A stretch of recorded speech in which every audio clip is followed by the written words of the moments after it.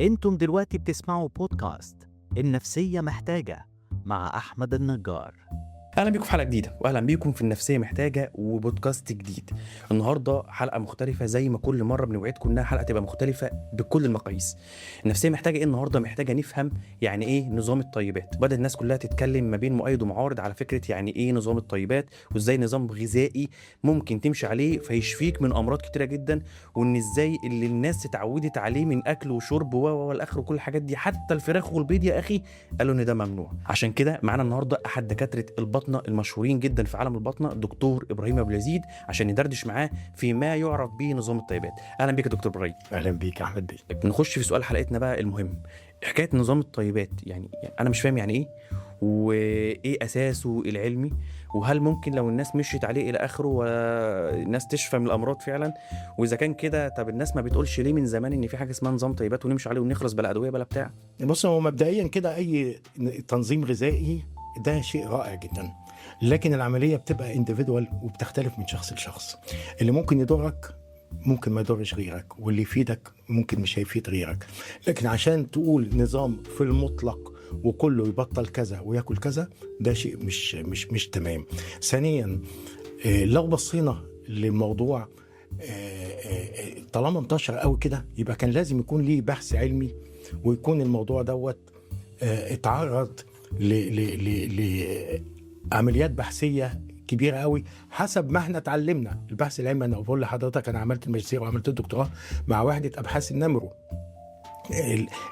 الموضوع ده محتاج ان الناس يبقى في تيم وورك شغال. فين التيم وورك اللي اشتغل في الموضوع دوت؟ فين النتائج اللي طلعت واتعرضت على مين اصلا؟ وهل النتائج دي اتعمل بيها بيبرز واتنشرت ولا لا؟ واتجربت تجارب سريريه على بشر ولا ما اتجربتش؟ ساعتها اقدر اقول ده نظام معتمد ونقدر نعتمد لينا كلنا. لكن عشان خاطر تطلع بنظام وانت ما عملتش عليه تجارب خالص، ولما اجي اقول لك مرجعيتك ايه تقول لي انا ما حدش قال لي ارشميدس انت مرجعيتك ايه، حدش قال لي نيوتن انت مرجعيتك ايه. لا طبعا، الناس دي اولا النظام ده كان قديم جدا، ثانيا الناس دي عملت نظريات ما تضرش صحه البشر في حاجه، خاضعه للتجارب وخاضعه لان ناس تانية تبحث فيها وتطلع صحتها ان كانت صحيحه ولا خاطئه، بس بدون ما حد من البشر يتعرض صحته لمخاطر. لكن عشان تقول لي امنع وكل بدون اي بحث علمي وبدون تيم وورك وبدون نشر في مجلات علميه وبدون ما تاخد ابروفال من مؤسسات بحثيه كبيره، لا طبعا. انت كده بتتحمل مسؤوليه كم كبير من البشر بدون سند علمي. انا لو هتكلم على نظام الطيبات المفروض اجاوب على 3 اسئله مهمين جدا. السؤال الاولاني، هل الحاجات المسموحه مفيده فعلا؟ وهل الحاجات الممنوعه مضره فعلا؟ والحاجه الثالثه والمهمه جدا، هل انا اقدر امنع الادويه تماما لو مشيت على نظام طيبات؟ السؤال الاولاني اللي هو هل الحاجات الممنوعه مضره فعلا؟ تعال نتكلم عن الحاجات الممنوعه. اولا، منع، ودي الحاجه اللي انا زعلان منها شخصيا، منع الخضروات على الاطلاق باطلاقها، وسمح بشويه حاجات زي بقول لك ممكن تاكل بدنجان مثلا. طيب انت منعت لي الخيار وقلت لي الخيار فيه كومبرسين والكومبرسين ده سام. الخيار ده معروف تماما ومنذ قديم الازل ان هو مفيد جدا لصحه البشر، وبيعمل ريهايدريشن للجسم وبيمد الجسم بالسوائل. بيستخدم في المسقات وبيستخدم لحيويه الجلد ولاعاده الكولاجين في البشره. فعشان تمنعه لي خالص لا، وتقول لي ده اب الارض، تمام. ثانيا، لما قلت البطيخ ممنوع، سئلت ليه البطيخ ممنوع؟ ما جاوبتش، قلت هو كده، انا عندي البطيخ ممنوع، عايز تمشي على نظامي امنع البطيخ وخلاص. نيجي نتكلم بقى على الحاجات الممنوعه المهمه جدا في الخضروات، اللي هي مثلا انت منعت لي الفلفل الالوان والبروكلي والخضروات الورقيه، ودي معروفه ان هي من اكثر الخضروات غنى بالمضادات الاكسده، والجسم محتاج مضادات الاكسده لان الاكسيديشن على طول بيموت خلايا الجسم وبيبوظ خلايا الجسم. عشان اعمل تجديد لخلايا الجسم وتجديد لحيويه الجسم لازم مضادات الاكسده. مضادات الاكسده دي موجوده بكثره في الخضروات اللي انت منعتها عني، دي من ضمن الممنوعات. اجي امنع اللبن وتقول لي اللبن ده معمول عشان ابن البقره او الجاموسه هو اللي يشرب. لا، ربنا سبحانه وتعالى قال وإن لكم في الأنعام لعبرة تسقيكم مما في بطونها من بين فرث ودم لبنا صافيا سائغا للشاربين. وآسف إن كنت غلطت في حاجة في الآية، ممكن أكون مش متذكرها قوي. طب ده ربنا اللي قال كده، ده ربنا قال لبن صافي سائغا للشاربين. تمام؟ فأنت تمنع عني اللبن ليه؟ في بعض الناس بيبقى عندهم انتولرانس للكازين كيرد، أو الكازين ده اللي هو بروتين اللبن، فبيعمل زي كيرد أو زي كلكيعة في البطن وما بتتهضمش كويس. مش مع كل الناس. في بعض الناس عندهم حاجه اسمها لاكتوز انتوليرانس، ما بيرتاحش مع اللاكتوز بتاع اللبن، ساعتها ممكن اديله لبن فري لاكتوز او امنع عنه اللبن خالص. لكن مش كل الناس امنع عنها اللبن ابسوليوت. من ضمن الحاجات كمان الممنوعات وبرضه والجبنه القريش اللي احنا متعودين طول عمرنا نعمل عليها الدايت بتاعنا، امنعها تماما. وتقول لي البديل بتاعها الجبنه المطبوخه اللي كلها دهون نباتيه اللي دخلت في النار واتعدمت العافيه. ازاي يبقى البديل بتاعها؟ وتمنع عني عصير الفاكهه الفريش، وتقول لي العصير النكتار او العصير اللي هو عباره عن ميه ولون وطعم صناعي، تقول لي هو ده كويس؟ ليه؟ حاجه غير مفهومه برضه. نيجي بقى للممنوعات اللي هي عملت قلق جامد مع الناس، اللي هي الفراخ والبيض. هتكلم مبدئيا على البيض. البيض معروف ان هو فيه كولين، وده مهم جدا لنمو خلايا المخ. البيض من ضمن الحاجات اللي هي فيها نسبة الكالسيوم الفوسفورس ريشيو أو معدل الكالسيوم للفوسفور 2:1، ودي النسبة الأوبتيمم للامتصاص في الأطفال، عشان الطفل يقدر يستفيد من غذاء معين بكالسيوم وفيتامين دي وفوسفور. لازم تكون النسبة زي ما قلت لحضرتك كده. النسبة دي موجودة في البيض وفي بعض الأغذية النادرة جدا، فمعنى كده أن البيض مفيد لصحة الطفل جدا. الفراخ، لو هتكلم عن الفراخ أنا مش هتكلم معلومات مني أنا شخصيا، أنا هتكلم معلومات منقولة ليا من أحد الأصدقاء، مهندس وقضى عمره كله في عمل في الدواجن، وصديق تاني أستاذ في كلية الطب البيطري. أولا السلالات اللي بتكبر بسرعة دي سلالات منتقاة بالانتخاب الطبيعي. يعني أنا جبت سلالة لقيتها بتكبر بسرعة، فبدأت أخدها وأعمل تزاوج بينها وبين سلالة تانية لغاية ما انتقيت في الآخر السلالة اللي هي بتديني لحم كتير في وقت قليل. السلالات دي لو جبتها وربيتها في البيت هتكبر بنفس الطريقة وبنفس المعدل النمو اللي موجود في المزارع. طب حتة الهرمونات اللي بتتحقن، الهرمونات عندي نوعين، في هرمونات بالتايد وهرمونات ستيرويد. الهرمونات البالتايد دي زي الجروث هرمون او الهرمون النمو، ده ما ينفعش مطلقا ان انا احطه في الاكل، ده لازم يبقى حقن ومكلف جدا، لدرجة ان احنا الاطفال اللي عندهم ستانتد جروث او ضعف نمو بنحتاس على ما نلاقي لهم الحقن دي، والموضوع مكلف جدا ليهم. يعني طبعا بتبقى بالنسبه لهم حياه او موت، ممكن يدفع عمره كله عشان يجيب الحقن دي، لان توقف النمو دوت بيبقى شيء قاسي جدا. فلازم بندور له في كل الاجزخانات وبنحاول نامن له موضوع وجود الحقنه الجروث هرمون او هرمون النمو. فمش معقول اوفرها للفراخ. ثانيا دي محتاجه حقن، امسك فرخه او احقنها، ولازم حقن يوميا، مش حقنه واحده وخلاص، لانها مش لونج لاستنج او بتقعد في الدم كتير، ده لازم تتحقن يوميا لغايه ما الفرخه تكبر. فموضوع حقن الهرمونات ده مستبعد تماما. تاني حاجة الهرمونات اللي قلت لحضرتك الاسترويد بقى، اللي هي زي الاستروجين والبروجسترون، زي حبوب منع الحمل زي ما كانوا بيقولوا بتتحط الفراخ، برضه هتبقى الموضوع مكلف جدا جدا جدا، ومش هتدي الوزن اللي هي الناس شايفاه ده. فهي الفكرة كلها انها سلالات منتقاة. ممكن يكون بيتحط شوية جروس بروموشن او بروموتر اللي هو محفزات نمو، زي الاعلاف اللي هي بيبقى مخلوطه بنظافه السمك بالحاجات دي. هي بتكبر بسرعه، بتدي بروتين عالي جدا، لكن مش مضره او ما فيهاش هرمونات زي ما الناس بتقول. بس ده ما يمنعش ان ممكن يبقى في بعض الناس مش دايما كويسين. ما هيعملوا ايه؟ الموضوع هيبقى مكلف بالنسبه لهم جدا. في فيديو كان انتشر، ان برضه انا سالت عليه الدكتور عبد الله اللي هو زي ما بقول لحضرتك استاذ في كليه الطب البيطري، ان بيحقنوا الفراخ. قال لي ده تحصين ضد انفلونزا الطيور، هو بيتعمل مره واحده وهو الكتكوت لسه صغير، وده زي التطعيمات اللي احنا بناخدها كلها، ما فيهاش اي مشكله مطلقه. هو اعتمد على الايه الكريمه اللي بتقول واذ قلتم يا موسى لن نصبر على طعام واحد فادع لنا ربك الى اخر الايه. هل معنى ربنا سبحانه وتعالى قال لهم أتستبدلون الذي هو أدنى بالذي هو خير اهبطوا مصر، هل معنى ذلك إن الحاجات دي سامة أو الحاجات دي ضارة؟ لا طبعا، الحاجات دي ولا سامة ولا ضارة.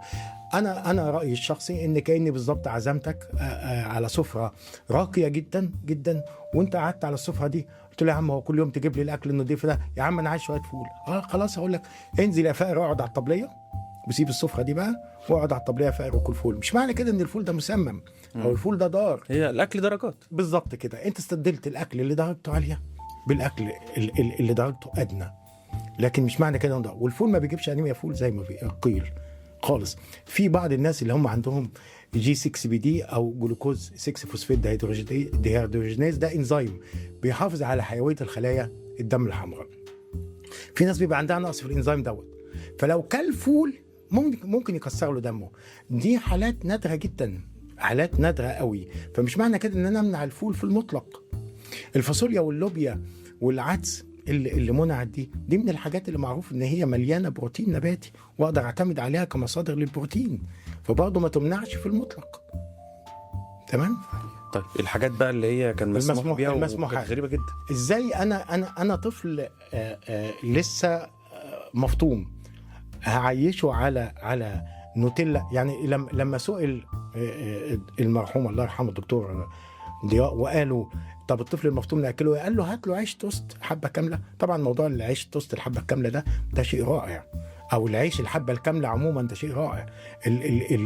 العيش اللي هو الفينو او العيش الدقيق الابيض او العيش المنزوع كنين القمح والقشره ده مش مفيد وضار، والكلام ده قيل من قديم الازل، يعني قتل بحثا.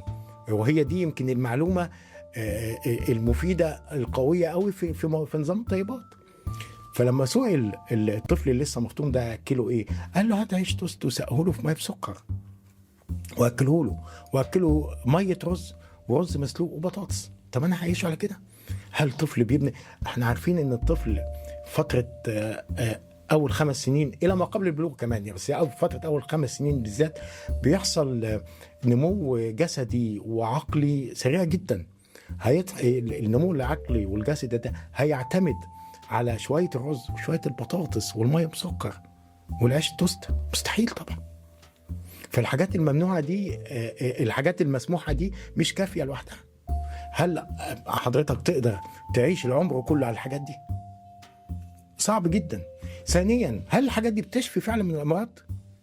ما انا عايز بس واحد يعيش التجربه دي ويجي يقول لي انا كان عندي مرض كذا ويجيب لي التحاليل بتاعته قبل وبعد، وساعتها وبعدين حتى مش فرد ولا فردين ولا 3، ده لازم العمليه تكون عدد غير قليل من الناس عشان النتائج الحاجات دي تعتمد، ولازم يكون في تجارب سريريه على ناس معينه برعايه مراكز بحثيه كبيره.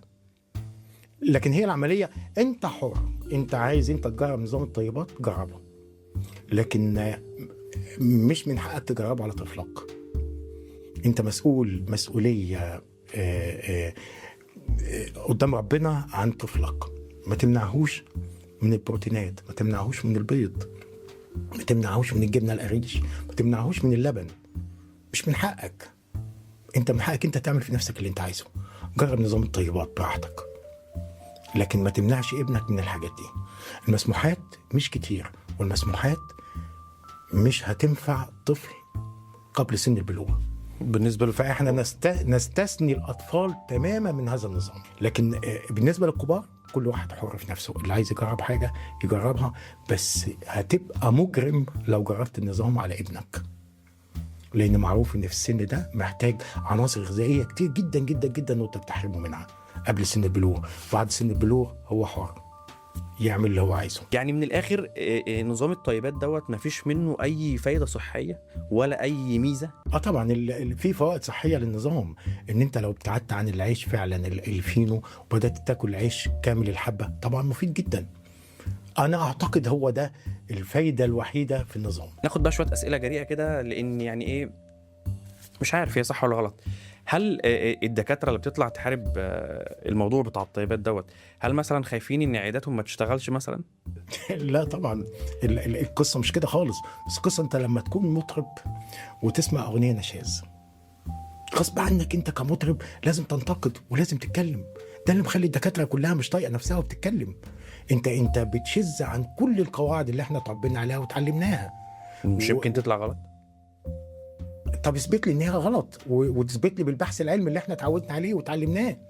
طلع لي بيبرز مكتوبه، طلع لي جايد لاينز. موضوع الانظمه الغذائيه ده قتل بحثا قبل كده، بس برضو اتعملت مؤسسات بحثيه واتعملت على مجموعه كبيره من البشر، وفي الاخر اتعمل بيها بيبرز. مش واحد او اي حد يطلع يقول انا شايف ان النظام ده هو الصح والنظام ده هو الغلط بناء على تجارب شخصيه. لا. بما انك من يعني الدكاتره او المعارضين بشكل تحفظات، يعني خلينا نقول انها عباره عن تحفظات مش معارضه كامله، ان النظام ده فيه حاجات كويسه وفيه حاجات تؤدي الى مخاطر.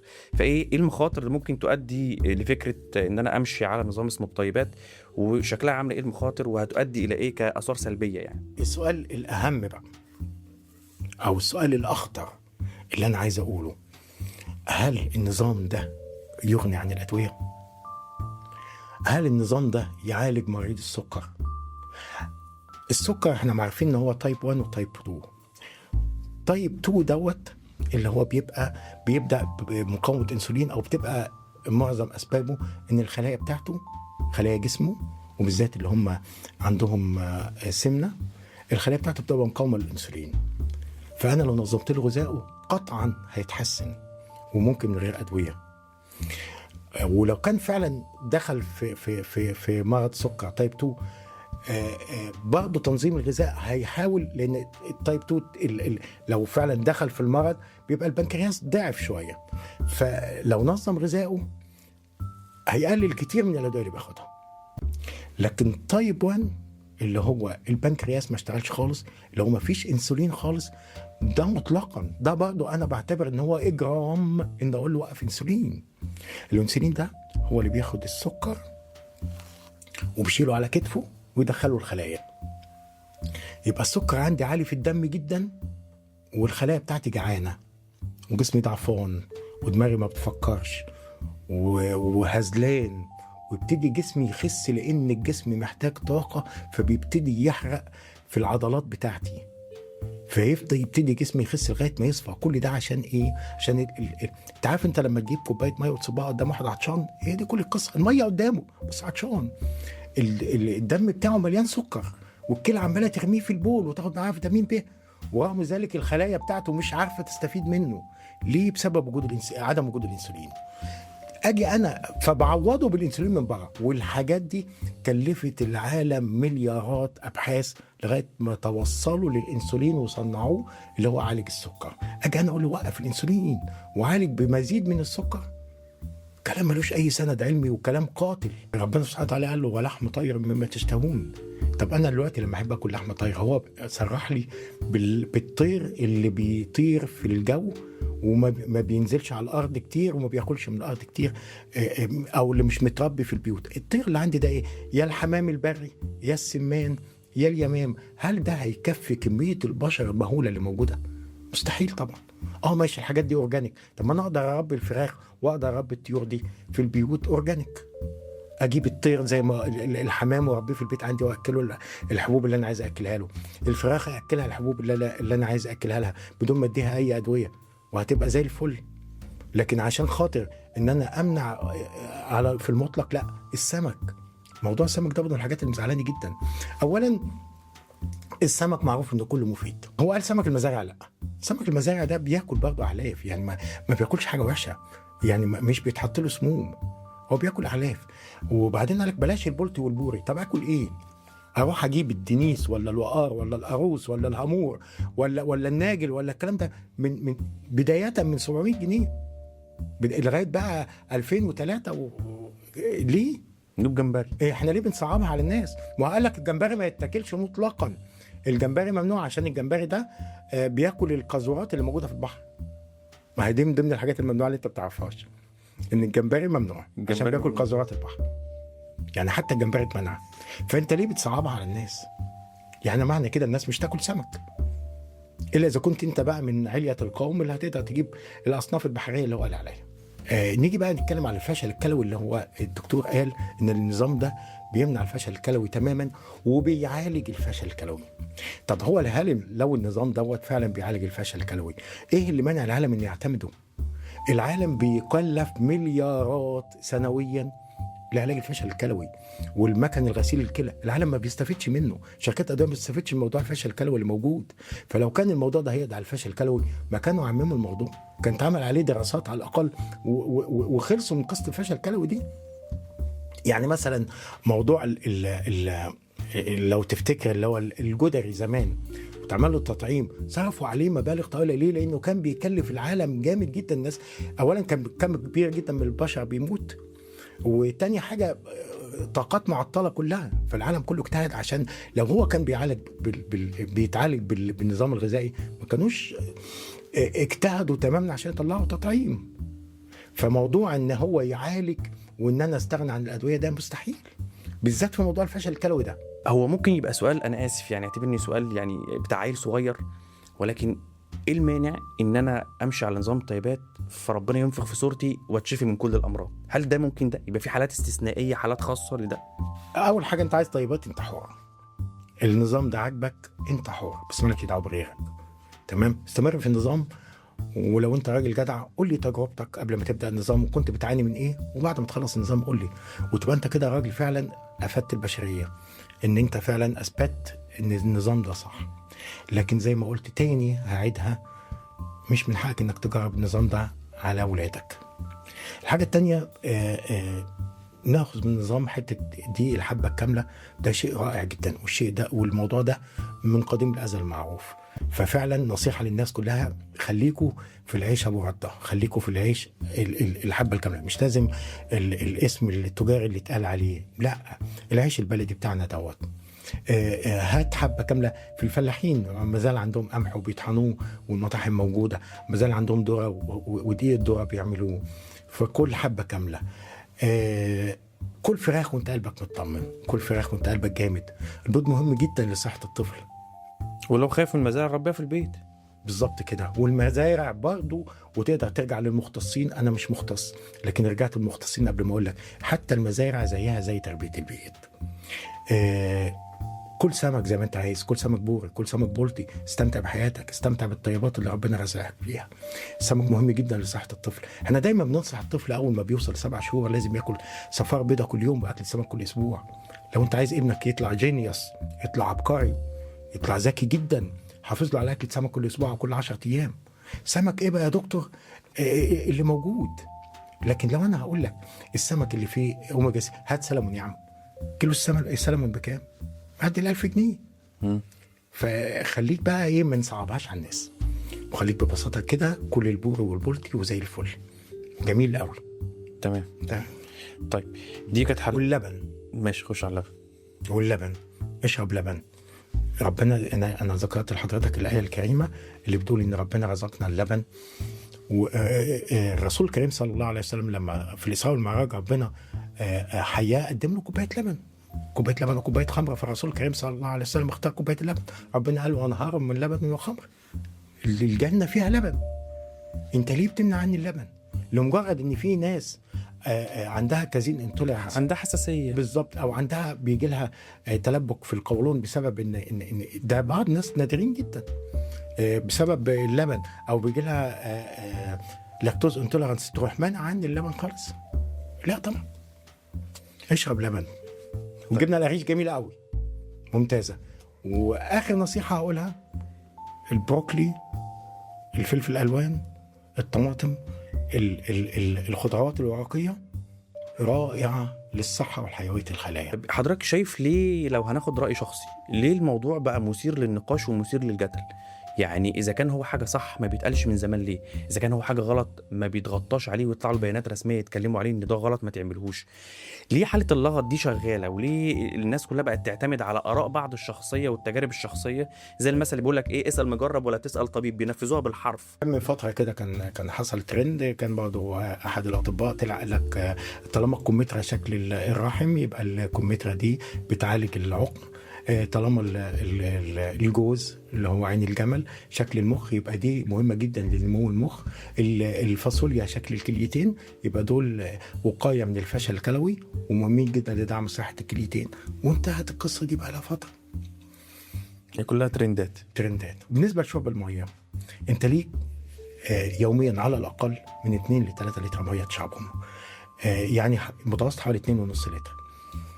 بتختلف من شخص لشخص، يعني مش هجيب راجل رياضي طول النهار بيلعب رياضه او راجل شغال في الفاعل استهلاكه اكتر، بيشيل على كتفه بيعرق كتير استهلاكه اكتر. مش هجيب واحد عنده نشاط شديد في الغده العرقيه وبيفرز عرق كتير قوي اقول له لا ما تشربش، لا ده انت ليك ممكن تشرب لغايه 4-5 لتر، ما تشربش زياده عن طاقتك، بس ما تسيبش نفسك عطشان. والميه مهمه جدا جدا لحيويه الخلايا بتاعت الجسم. طيب دكتور ابراهيم، دي كانت حلقتنا معاك، شاكرين جدا انك قبلت دعوتنا النهارده في النفسيه محتاجه، بجد كانت حلقه مميزه جدا، كانت فيها معلومات سريه، كنت مبسوط ان حضرتك موجود معانا النهارده وقبلت الدعوه دي، وشاكرين ليك جدا، ان شاء الله حلقات تتكرر كتير كتير الفتره الجايه. شكرا ليك دكتور ابراهيم. ان شاء الله اتشرفت بحضرتك. طيب دي كانت حلقتنا في النفسيه محتاجه، ان شاء الله نشوفكم في حلقه تانية اجمد من كده، عشان دايما النفسيه محتاجه حاجات جديده كل مره.